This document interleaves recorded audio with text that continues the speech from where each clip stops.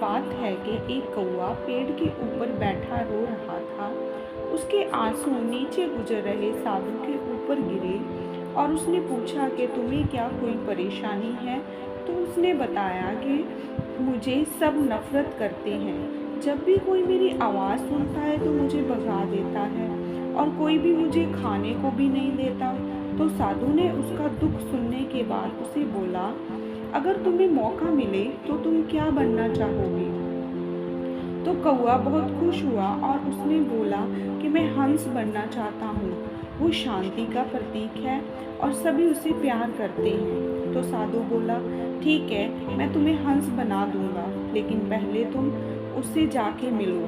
तो कौआ हंस की तलाश में निकल पड़ा। उसने देखा कि बहुत ही सुंदर हंस पानी में तैर रहा है और वो उसके पास जाके उसकी तारीफ करते हुए बोला कि तुम सबसे ज़्यादा खुश रहने वाले पंछी हो।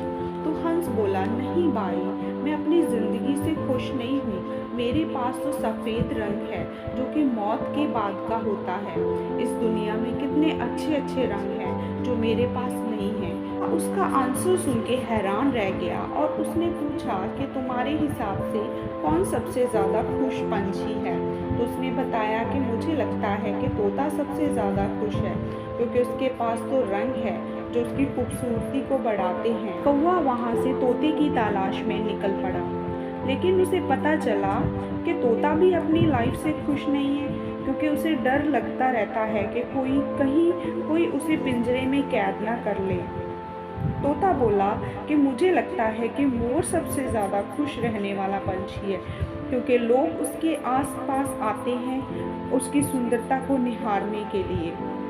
फिर कौवा मोर से बात करने के लिए वहाँ से निकल पड़ा और मोर को ढूंढते हुए वो एक जू में पहुँचा।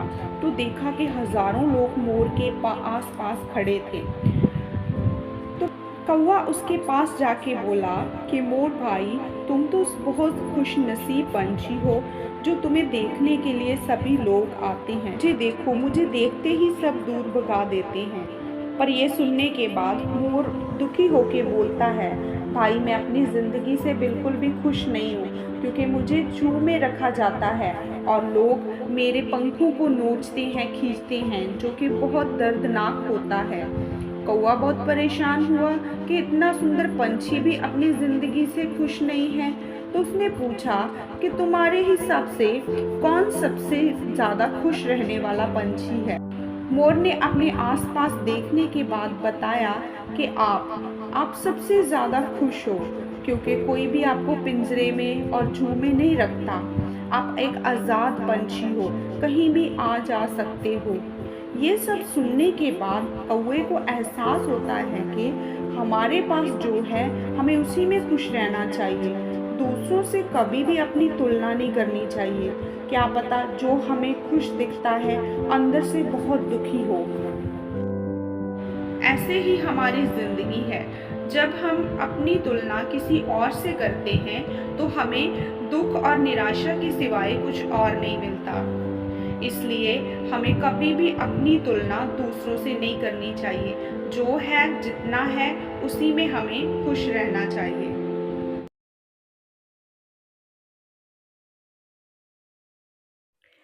एक समय की बात है, समुद्र में एक जहाज तूफान में फंस गया। जहाज नष्ट हो गया और उसमें सभी सवार यात्री भी समुद्र में डूब गए। भगवान की कृपा से एक आदमी बच गया। वो जैसे तैसे करके समुद्र के किनारे आ गया। कुछ देर बाद जब उसे होश आया तो उसकी आंखें खुली तो उसने खुद को एक निर्जन द्वीप पर पाया। जैसे ही वह आदमी होश में आया तो उसने भगवान को प्रणाम करते हुए कहा, हे भगवान, कृपया मेरी मदद करो, कृपया मुझे कुछ मदद भेजो। वह हर रोज सुबह उठता और भगवान के आगे प्रार्थना करता कि भगवान मेरे लिए किसी को भेजो, लेकिन उसकी मदद के लिए कोई भी नहीं आया। अब तक वह पूरी तरह से हार मान चुका था। उजाड़ द्वीप के जीवन को अपने पैरों के रूप में लेते हुए उसने कुछ लकड़ियां और घास इकट्ठा करना शुरू कर दिया और अपने लिए एक झोंपड़ी बना ली। वह द्वीप पर नारियल और मछली खा के जीवित रहने लगा। झोपड़ी में रहकर वह अपने दिन बिताने लगा। एक दिन वह आग जलाकर भोजन की तलाश में निकल पड़ा। जब वह वापस लौटा तो उसने देखा कि उसकी झोपड़ी में आग लगी हुई है। वह अपने एकमात्र झोपड़ी को नष्ट हो जाने के कारण बहुत दुखी हुआ और क्रोध से उसने अपना सिर आसमान की ओर उठाया और भगवान को पुकारने लगा और ऊंची आवाज में बोला, हे भगवान, मैंने आपसे कहा था मुझे मदद भेजो, लेकिन आपने मेरी बात नहीं सुनी। मैंने यहाँ रहने के लिए एक झोपड़ी बनाई थी और तुमने उसे भी जला दिया। वह बहुत निराश था और रात भर भगवान को शिकायत करता रहा और वहीं पे वो सो गया। सुबह वह एक शोर से जगा जो बहुत तेज था।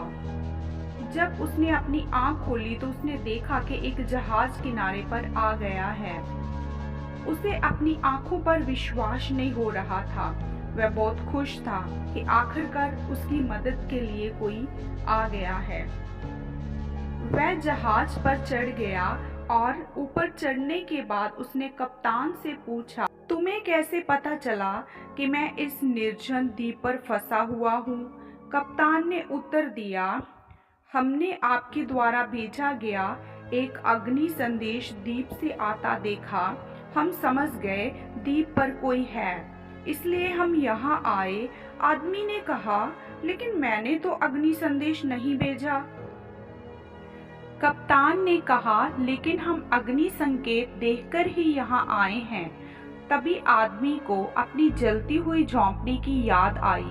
वह समझ गया कि कप्तान जिस अग्नि संकेत की बात कर रहा था वह उसकी जलती हुई झोंपड़ी थी। उसकी झोंपड़ी में आग लगाकर उसे निर्जन द्वीप से बाहर निकालना ईश्वर की योजना थी। वह समझ गया कि ईश्वर की योजना खुद की योजना से बड़ी होती है। अगर हम अपने जीवन में देखें तो पाएंगे कि हम अपने जीवन में बहुत सारी योजनाएं बनाते हैं, लेकिन हम जो चाहते हैं वह नहीं होता और जो होता है वह हमारी पसंद का नहीं होता।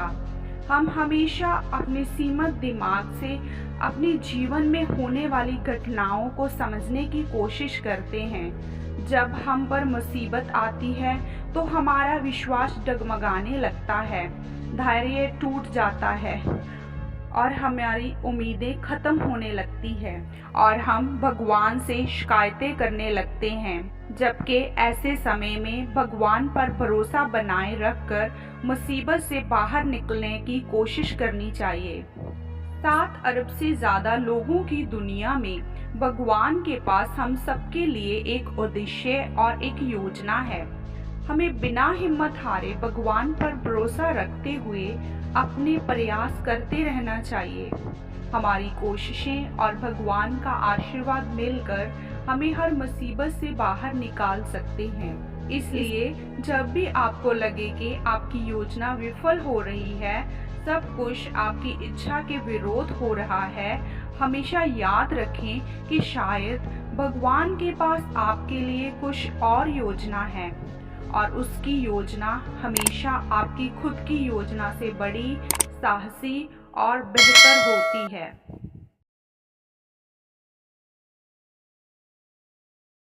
दोस्तों, ये कहानी एक चिड़िया की है जो रेगिस्तान के पास एक पेड़ पर रहती थी और चिड़िया बहुत बीमार थी। उसके पंख भी चढ़ गए थे, ना खाने को कुछ था, ना वह उड़ सकती थी, पर वह रेगिस्तान में संघर्ष करते हुए दिन रात अपनी जिंदगी को कोसती रहती थी। एक दिन वहां से एक साधु निकल रहे थे तो चिड़िया ने उसे रोक के पूछा, बाबा, क्या तुम बता सकते हो कि मेरा ये दुख भरा जीवन कब खत्म होगा? उसकी हालत देख के उस साधु को उस पर दया आई और वो बोला, चिड़िया बहन, मैं तुम्हारे पिछले जीवन को तो देख सकता हूँ, लेकिन आगे का क्या होगा ये मैं आपको स्पष्ट रूप से नहीं बता सकता, लेकिन हाँ, मैं अपने गुरुजी से पूछ के आपको ज़रूर बताऊंगा। साधु ने अपने गुरु को चिड़िया के बारे में बताया तो गुरुजी ने कहा कि उस चिड़िया ने अभी ऐसे 7 जन्म बताने हैं यहाँ एक कष्ट दूसरे कष्ट का कारण बनेगा, मतलब अगले 7 जन्म चिड़िया कष्टों से नहीं निकल पाएगी। यह सुनकर साधु के अंदर करुणा आई और वो बोला, गुरुजी, इसका कोई तो रास्ता होगा जिससे चिड़िया अपने कष्टों से बाहर निकल पाए। गुरुजी कुछ समय सोचकर बोले, एक रास्ता तो है। तुम चिड़िया को बोलो कि इस मंत्र का जाप पूरे समय दिन रात करने में लगे रहे। फिर गुरुजी ने साधु के कान में एक मंत्र बताया और साधु तुरंत चिड़िया के पास गया और संदेश पहुंचा दिया कि भगवान हर चीज़ के लिए धन्यवाद। तुम्हें इस मंत्र का जाप सोते उठते जागते बैठते करते रहना है। फिर 1 हफ्ते के बाद फिर वही साधु एक हरे भरे जंगल से गुजर रहा था तो उसने एक सुरीली आवाज़ सुनाई दी और वह देखकर हैरान रह गया कि ये तो वही चिड़िया है, लेकिन इसकी तो काया ही पलट गई है।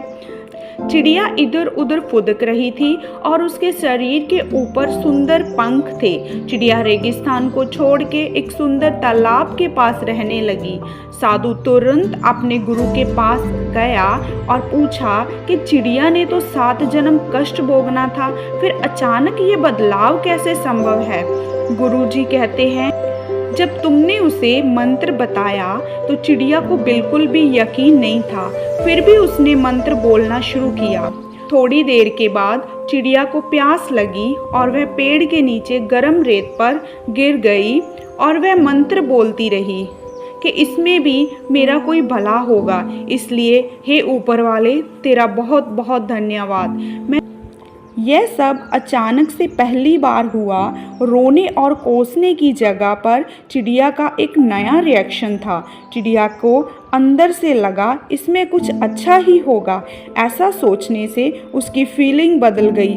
कष्ट में थोड़ा आराम मिला, उसमें थोड़ी हिम्मत आई। तब वह उड़कर एक छायादार पेड़ ढूंढने लगी। जब चिड़िया को तकलीफ होती तो वो दुखी होने की जगह धन्यवाद देने लगती। उसे हल्का महसूस होने लगा। इस भावना के कारण उसके 7 जन्म के कष्ट 7 दिनों में कट गए। दोस्तों, जब हम शिकायत करते हैं तो अपने शरीर और मन और खून में नेगेटिव रिएक्शन से भर लेते हैं। तो परेशानी बाहर कुछ देर के लिए आई थी, उसे अपने अंदर कुछ और देर रहने के लिए हम उसे इजाज़त देते हैं। हमें हर चीज़ के लिए धन्यवाद करना शुरू कर देना चाहिए, तो आप अपनी ज़िंदगी में बहुत बड़ा बदलाव देखोगे। आपकी चाहे कैसी भी स्थिति हो, आपको हर स्थिति में थैंक यू बोलना चाहिए। जब आप थैंक यू बोलना शुरू करोगे तो आप में आपके अंदर एक अच्छी फीलिंग आएगी और आप हल्का महसूस करना लगोगे। ये फीलिंग बदलना बहुत ज़रूरी है। जैसे कि स्वामी विवेकानंद कहते हैं, feeling that is life. Knowledge static है लेकिन फीलिंग वाइब्रेंट है। फीलिंग संपादन है और जीवन है। जब आप अपने अंदर फीलिंग बदलते हो तो आपकी सोच बदलने लगती है। जब सोच बदलती है तो एक्शन बदलने लगते हैं और नए रिजल्ट पैदा होते हैं। शायद इसी को कहते हैं कर्मों का कट जाना। दोस्तों, अगर आप किसी प्रॉब्लम से गुजर रहे हो तो इसकी प्रैक्टिस कीजिए। हर रोज़ भगवान का धन्यवाद करना शुरू कीजिए और देखना कि कैसे आपकी सिचुएशन बदलना शुरू हो जाएगी। ऐसी वीडियोस को देखने के लिए चैनल को लाइक और सब्सक्राइब करना मत